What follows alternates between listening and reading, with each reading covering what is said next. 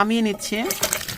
কালারটা দেখে মনে হচ্ছে যে অনেক টেস্টি। মা রান্না করবে আজকে মাছ, আলু আর বেগুন দিয়ে। দিয়ে দিচ্ছে লবণ, হলুদ, ভালো করে মাখিয়ে নিবে।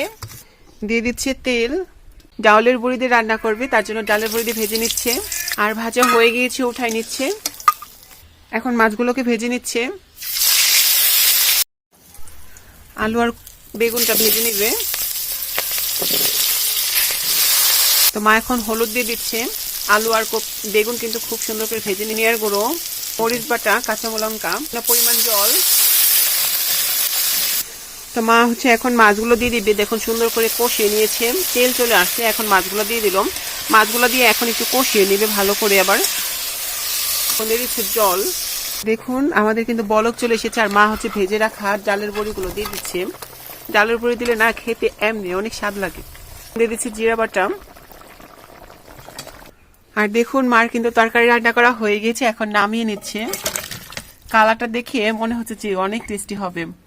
আর অবশ্যই কমেন্টে জানাবেন কেমন হয়েছে আজকের রেসিপিটি। ধন্যবাদ সবাইকে।